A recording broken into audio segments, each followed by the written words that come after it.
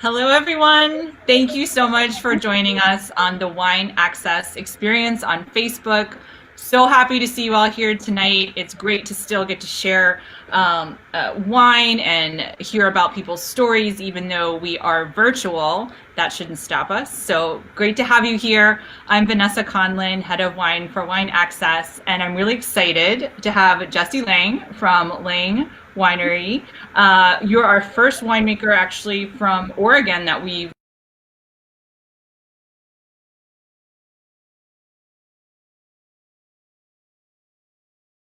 right literally behind you. So this will be exciting stuff. Have some delicious wines to taste, and can't wait to hear more about you and your story. And for anyone at home who wants to ask questions, please feel free to type them into the chat box. We will answer as many questions as we can over the next 30 minutes or so. And yeah, so Jesse, we'll give people just a minute or two to join, but in the meantime, it looks pretty beautiful where you're sitting right now. Where are you? I'm in the middle of my home vineyard and in the heart of the Dundee Hills, kind of what I call the first concentric circle of the Willamette Valley and kind of birthplace here of post-Prohibition Oregon wine. And it's a 15-acre parcel here. I have 10 acres of Pinot Noir planted, and you guys are looking at our 667 block of Pinot Noir, Dijon Chrome, planted in 2007. So I figured this would be my office where we've all been spending a lot of time, and I figured vineyard and being outside with springtime would be a nice kind of respite from everything we've been dealing with. Oh, I love it. Well, the weather here in Napa is beautiful today, but your view looks a little bit more enticing than mine right now. Even though I've got lots of wine, I like your view a bit better. So great. Well, anyone who's just joined us in the last minute or two, thank you so much for joining us on the Wine Access Experience on Facebook. I'm Vanessa, head of wine for Wine Access, and I'm here with Jesse Lange from Lange Winery, Estate Winery and Vineyards in Oregon. So I've got, I have a bunch of questions to ask you, but before anything, I'm going to just pour a little splash of your 18 Pinot Gris. So I never let French drink alone, Vanessa, so I'm going to join you. Yeah, don't do that to me, please. We're in this together. So speaking of Pinot Gris, I'd love to hear your thoughts. You know, for those who maybe love Pinot Grigio from Italy, but haven't tasted, let's say, Pinot Gris from Oregon, how would you describe the difference in the glass? Yeah, I think like Italian Grigio wines are significantly different, obviously two very different growing regions, but the Willamette Valley is kind of the birthplace of New World Pinot Gris. So in all of North America, the first 10 producers were here in the Willamette Valley, most notably here in the Dundee Hills too. So my family was actually the fourth producer of Pinot Gris in all of North America way back when in 1987. So we literally helped my folks, Don and Wendy, who pioneered and founded our estate winery in 87. They were the first to do a barrel fermented Pinot Gris in all of the United States. So very different in terms of stylistically, this particular wine as opposed to Grigio Pinot Gris. This wine is fermented in what I call responsible use of French oak. So big 500-liter French oak barrels, and very, very Alsatian in style. So we look to have a little bit more richness, beautiful texture on the palate, and very tropical and kind of citrus-driven and floral-driven notes. So it's a very complex wine. Actually, this was the first vintage that we bottled that had about 25% concrete fermented Pinot Gris as well. So that's an added layer into our program for Pinot Gris that we've done. But to answer the question overall, I think stylistically it's a little bit richer and rounder and maybe more Alsatian because of our latitudinal kind of parallels with Alsace. It's beautiful, and I agree with you stylistically about how it expresses itself. I think it's definitely more Alsatian in style. You actually get a little bit of that sort of like, I want to say a little bit oily texture in the mouth, where it like really is sort of like spherical and coats the entire palate. It's really lovely. So I can't ignore what's behind you since you're in the vineyard. So can you tell us what's happening right now in the growing season, and what is your day-to-day like? Yeah, day to day, the farm hasn't stopped growing. Viticulture didn't get the note on COVID, so we're still farming quite a bit every day, my team and I. And We're in the process. We have 3 estate properties here in the Burgundy Hills. They're kind of tiered out elevation-wise. So this property here, our red side vineyard, it's like 350 foot elevation. Our estate property, where the winery's at, is just up the hill, maybe half a mile away.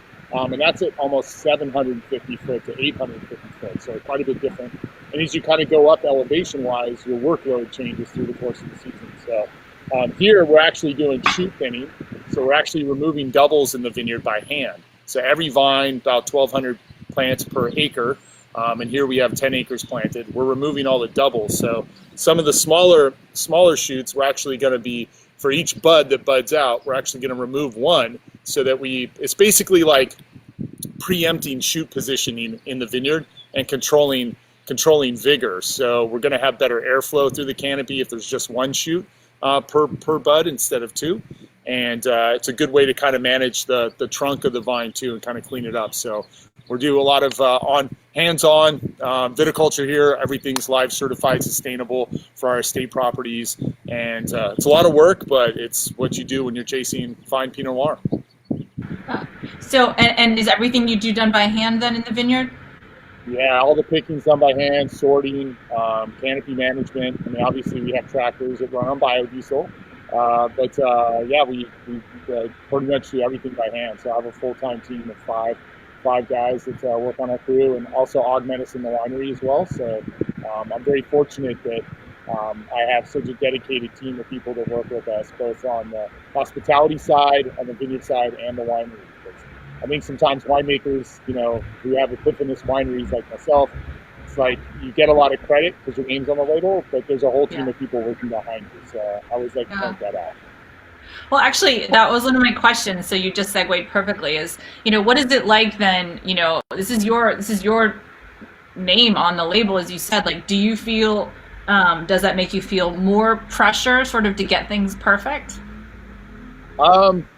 It's sort of my personality to get things perfect anyway, I guess. But yeah, I think there's definitely a real connectivity to every bottle of wine that you make and craft. And if it's not good enough for your family, it's not good enough for your customers. I think that's sort of a benchmark that we employ, and my family's employed for 33 years here. So yeah, definitely.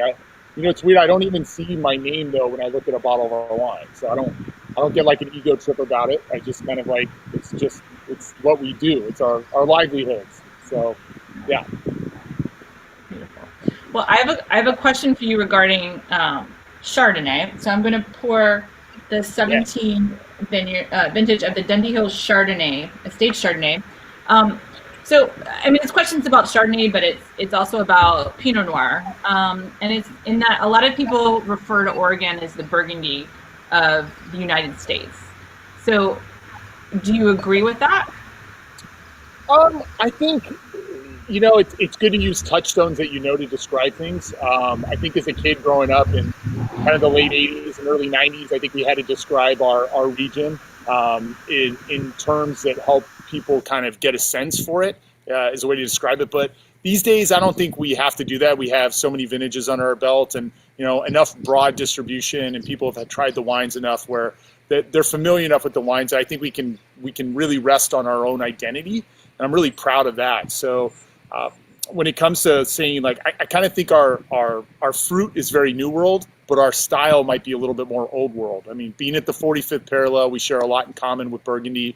We're a lot drier in the summer and the fall. We have very little rainfall in the critical months of July, August, and September and October. So there are some similarities for sure, but I think there's, Willamette Valley wines are their own identity these days. So you kind of touched on what I was going to guess that you would say, which is that I think it's good to have sort of a reference for people to understand a region. Obviously, you growing Chardonnay and Pinot Noir, so Burgundy is a an obvious reference point. But do you think then someone who, let's say, is a diehard Burgundy drinker do you think that it's actually, I guess my question is, do you think that it's actually the same wine drinker that's drinking from both regions? I think there's a lot of crossover. I mean, we live in such a wonderful time period with access to great wines from nearly every continent. So I think we're really blessed as wine consumers and wine aficionados. So I never get stuck in one. And you can look at my wine access purchasing history too to take a look at all the different regions I buy wine from. But I think really um, there's not one buyer for Willamette Valley wines. I think we have a lot of crossover in terms of our appeal, because that New World fruit entices a really kind of fruit-driven crowd. But I think our style in terms of our structure and bright acidity and tannin density and texture really appeals to that kind of Burgundian aficionado too. Got it. So I have a question about your packaging, which all the wines that I have in front of me are under a screw cap. So I'm wondering when did you make that decision and why, and how is the consumer reaction? Yeah, it's been great. Our white wines have been predominantly under Stelvin Plus, so it's kind of the top end screw cap you can buy for since 2006. I moved to put our Willamette Valley Pinot Noir Classique bottling in 2008, Reserve in 2009, so it's worked its way up our product line. I'm a huge fan. I studied wine at Lincoln University in New Zealand, just outside of Christchurch. And the Kiwis is the instrumental in kind of pushing the envelope for alternative closures like Stelvin and screw cap. And I'm a huge fan of screw caps. I poured so many cases of 750 milliliter bottles down the drain because they were corked to varying degrees or because they had different oxidative levels. So for me, the sort of consistency on a screw cap is just, it's beyond compare really. So if you really love wine and you really love to I think age wine or have consistency in wines, I don't think there's a better closure. So we moved kind of slowly to get there. We did a lot of trialing for a lot of years. It's not something that we just jumped into, blind. But I feel that it's really the best closure for a lot of our wines. Probably 90% of our production is under Stelvin. And I say that because we spend a year farming the grapes and a year making the wine in the cellar. And literally the last thing we do to any bottle of wine is put a closure on it. So for me, it's just a foolproof closure, and I love them. I mean, I couldn't agree more in terms of consistency. Absolutely. And obviously the quality has come such a long way. I would say, or I guess I would ask, like for let's say a skeptical consumer who's concerned about how the wines will age. Do you have enough experience with your own wines, with mature wines, to sort of alleviate those fears? Yeah, definitely. I mean, we trialed a lot of different wines. I mean, we used different Nemo cork. We used Supreme cork. We did it Vino locks, the glass closures. We did every single producer of natural cork that you could purchase from. We did different screw caps. So we trialed the same wines off the same bottling line. And the Stelvin Plus was the best screw cap, best closure that we could get. So in terms of aging the wine and skeptical consumers, I don't know. I love fine dining. I grew up waiting tables in college and in high school. And I love the sensibility of being in restaurants. But I don't love the game that we play about trying to figure out if a wine is corked or not. And, sometimes you could smell TCA across the room. Sometimes it takes you an hour to identify it in the glass because there's so many very complex compounds. And I just love the fact that Stelvin delivers a wine that you don't have to think about. You crack the top and rock and roll. It's not this big game that you have to play. So to alleviate those fears, I say, Penfolds has so much history. Were decades worth of wines for Shiraz in Australia. They've done a lot of work on that front. So I think that's kind of been put to bed a little bit, at least I'd hope. But certainly we're very confident with the closure. Got it. Okay, I have a very important question as I pour the next wine, which is the 17 Reserve Pinot Noir. Tell me about the fisherman's fly on the label. So we're all big fly fishermen here, fly fisher women, fly fisher people. I grew up fishing in central Oregon and here on the Coast Range for native steelhead and salmon. So we just decided to make that our emblem in 1993. And it's sort of I think a snapshot of our passions here in the Northwest. And kind of the flies are all hand tied. These are actual photographs, and every single bottle of wine is adorned with a a handcrafted, hand-tied fly, and so they can be pretty ornate and very complicated, and hopefully as complex as the wines they showcase and adorn. So for us, it's an expression of what we do for our sustainability practices, for clean water, for clean land, and it just kind of ties into our ethic as a winery and as a family and as a company. So I recently learned that you are a big basketball fan. So, important question. Obviously we're not watching the games right now, but let's say normal night, NBA's playing, or college, whatever you prefer. What are you drinking during the game? It is a nice feature of having direct TV and being able to pause games and go pick out a bottle of wine from your cellar. Food and mood always dictate what I want to drink. So I don't know, it could be Chateauneuf de Pape, it could be Bordeaux. It depends on what I'm having for food, what I'm cooking. I grill a lot, so that's something that dictates a lot of what I drink. But the connectivity between 5 players on a court for me is always a great analogy for blending when we're blending in the cellar. And I think how sometimes you could put the 5 best players in the world together, but that doesn't mean that they are the best complementary team. And I think about that when we're blending barrels of wine and components of wine to make the best blends. I think about the overlay and how those components actually rise up to make a better product and make the aggregate better than the sum of the parts. And for me, that's always a fascinating part. Plus, I love basketball. I played a lot of basketball growing up and still play a little bit, although getting older. But I think it's a beautiful game. It's soccer on hardwood, and it's probably my second favorite passion after Pinot Noir, and my family. But. I love it. We have a lot of basketball fans on Wine Access staff as well. Yeah. So, yeah.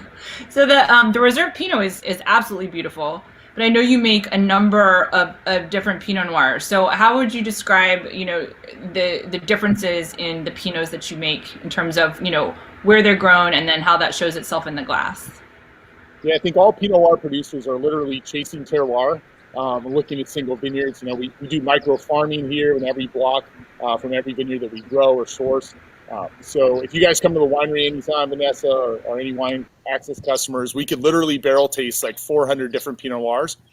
And we could tell you the plot of land it was grown on, soil type, elevation, clone, rootstock, spacing, data at picking, fermentation kinetics, everything that you want to know about them. So for us, chasing those details is really the passion and the compelling part about crafting this fine varietal Pinot Noir. And we do about 12 to 15 different bottlings every year. So I do some clonal stuff bottlings, I do some elevation bottlings, I do some soil type bottlings.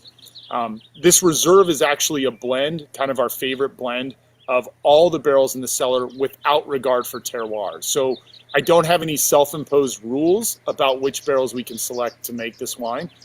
It's really about crafting a wine that has flashy red and black fruit, spice, cola notes, good texture, but kind of leaps out of the glass too. It's a really friendly wine. It's very, I think, approachable and assertive. And for me, it's probably my house pour Pinot Noir, if you will.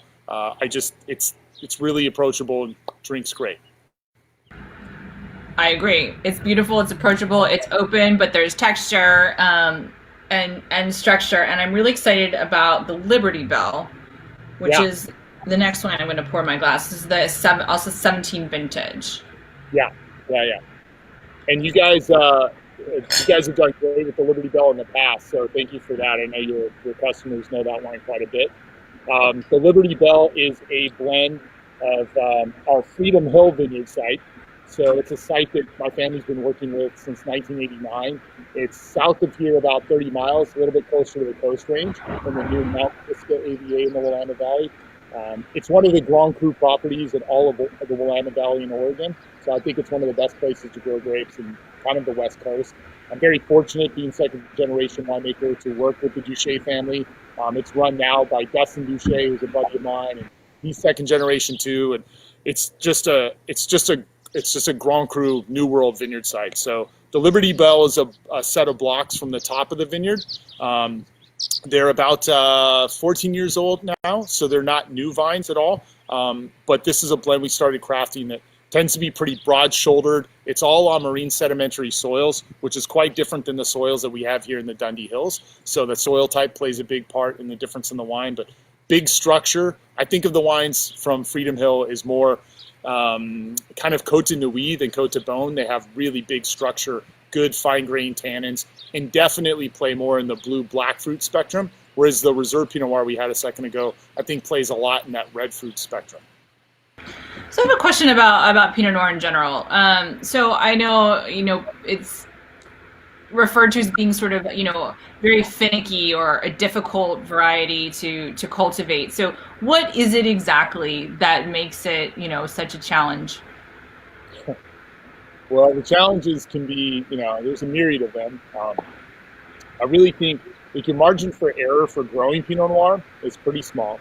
Your margin for error in the winery is pretty small. I've had the good fortune of working with Syrah, Tempranillo, Sangiovese, Chardonnay, Viognier, obviously Pinot Gris. I've worked with a lot of varietals in my career, and Pinot Noir it's so transparent in the way that it showcases sight, and the way that it can showcase flaws too. It doesn't cover them up in sort of a big boisterous manner.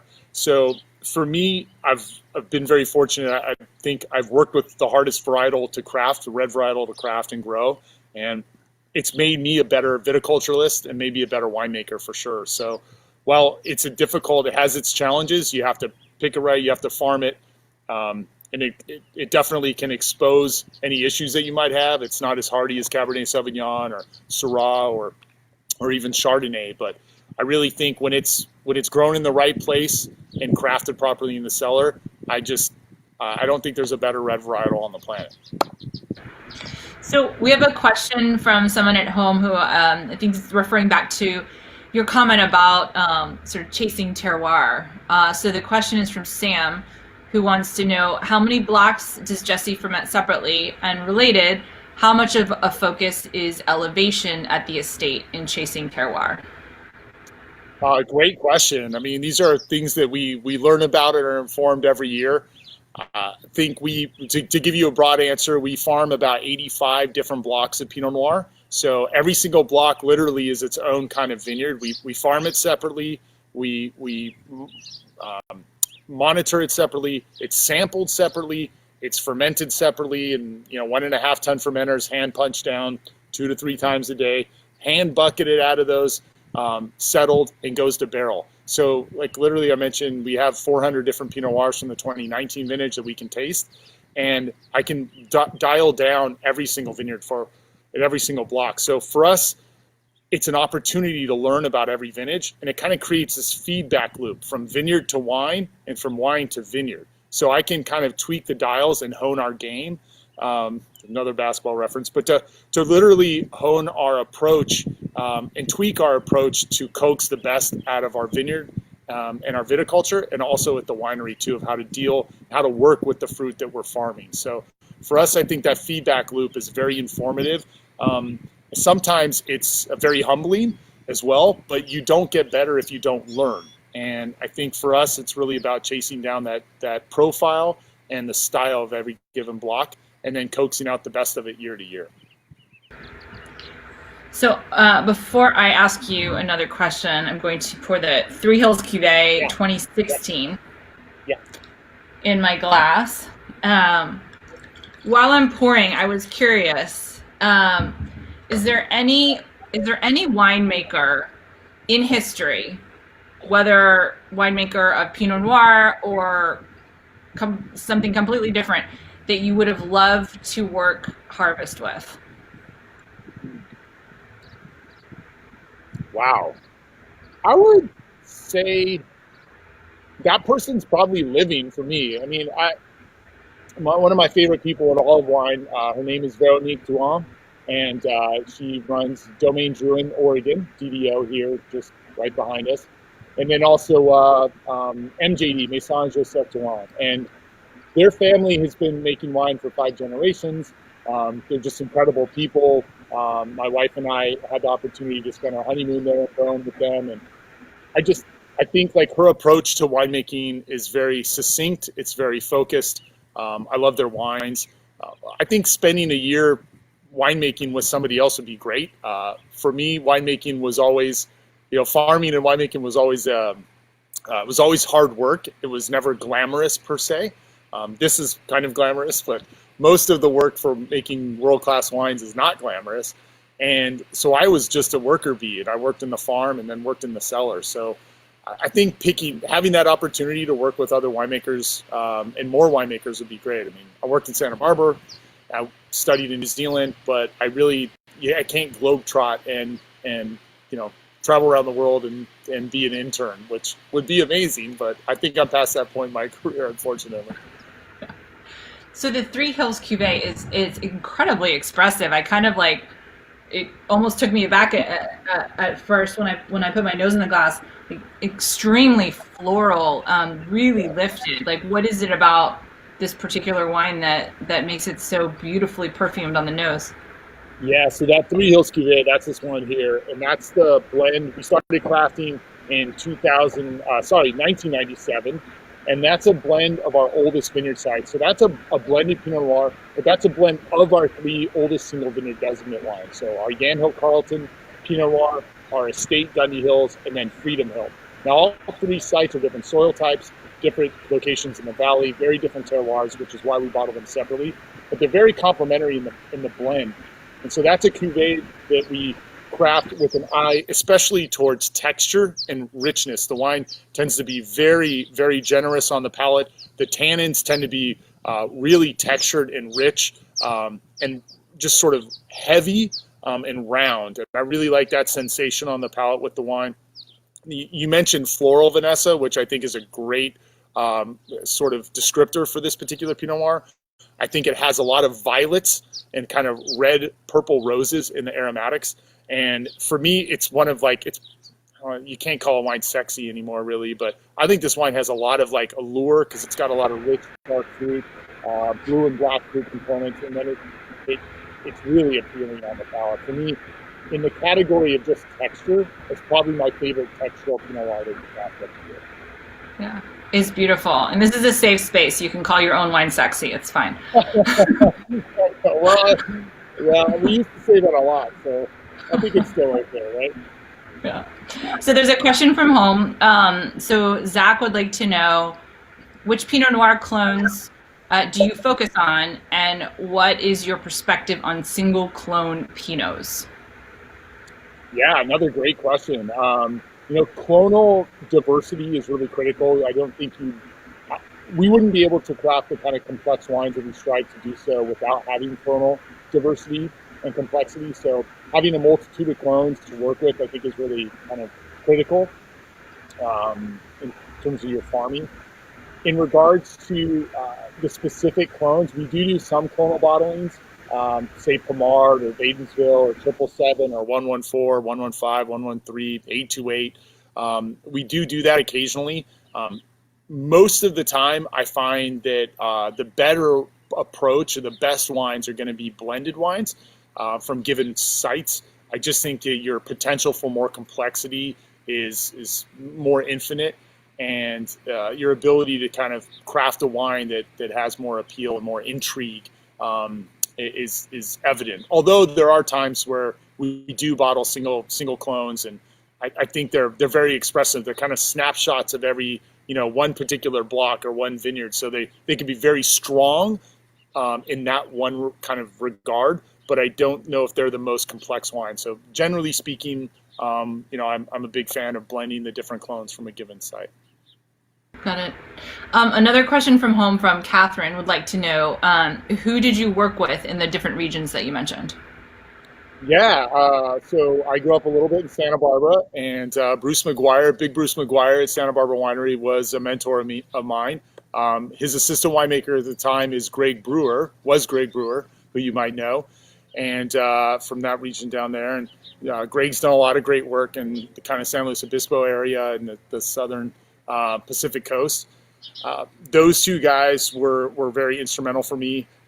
My father, Don, my mom, Wendy, were great in terms of how I grew up. They allowed me to learn a lot by osmosis and a lot by just getting my hands dirty, quite literally dirty. And also in New Zealand, I think a lot of my professors there were really part and parcel to choosing a career in the wine industry and kind of making this my path and my passion. So I'm really indebted to a lot of the people here too in the Willamette Valley, like David Adelsheim, Dick Erath, David Lett. There's just Alex Sokolblosser. There's just so many people here. Louisa Ponzi, Veronique Duan. Like these people, for me, the community here in the Willamette Valley is so, it's an incredible place, terroir of people. And I'm really just humbled to be in their presence, to be called a colleague of theirs. And I've really learned a lot from the people around me. I don't ever feel like there's never a time I can't pick up a phone or shoot a text message to a friend or an email and just ask a question. Or if I'm having an issue with a particular block or whatever, it's great to have that kind of community. And I think that's another really critical and unique aspect of the Willamette Valley wine industry. We just have such a vibrant community of people that work really well together.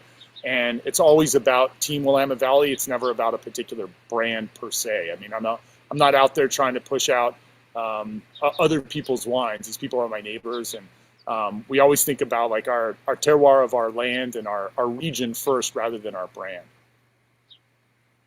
I mean, I love what you said about that in the community, because that's really, I mean, if you look at, Napa Valley and, the standard that Robert Mondavi said, it was really the same, right? It's like all ships rise with the tide. And so it's not about sort of competing against each other when, proving the quality and the beauty of a certain region. It's better to work together. So I love to hear that. So I have one last question, which is, so heading, we have several months now, obviously, before harvest, but, heading into harvest, do you have like a particular artist or album that's your like gets you ready to go in the morning, or does it change every year? Wow, great question. Music is just such a great analogy to fine wine, and the way we try to articulate what we're sensing and how we're feeling. I think I like Pandora because I get introduced to new artists that I haven't heard before. So one of my favorite stations is like the XX station and the Ting Ting station. So it's got a great vibe to harvest, and you need that energy when you're working 18 hours a day and, for 4 or 5 weeks straight and you're kind of shot. I think having a backbeat is good, but music for me is always food and mood too. It matters how you're feeling and what your sensibility is in that particular moment and how you want to be feeling if you're picking a particular artist. So I kind of like all music, and it sounds like a cop-out answer, but I think I love Pandora at harvest. No, it makes a lot of sense, and there's no right answer. I love music too. I can't be, if there isn't music on in a room, I start to feel very like what's going on. I feel very uncomfortable right now. So yeah, I always need a soundtrack no matter what it is. But Jesse, thank you so much for joining us. The background looks amazing. I wish I could be there walking the vineyards with you right now, but I can't wait to come visit when things calm down. And for everyone at home, thank you so much for joining us on the Wine Access Experience on Facebook. We'll be back next week. And Jesse, thank you for being a Wine Access customer. Yeah, I love the program. I buy wine regularly. My wife would say too much, but hey, that's the hap. So. Okay. Well, thank you again. Enjoy the rest of your evening, everyone at home. Thank you. We'll see you next week. And Jesse, cheers. Thank you so much for joining us. Cheers, everybody. Thank you so much. Stay safe. Thank you for your support. Come visit when you can. We will. You can't stop us. All right.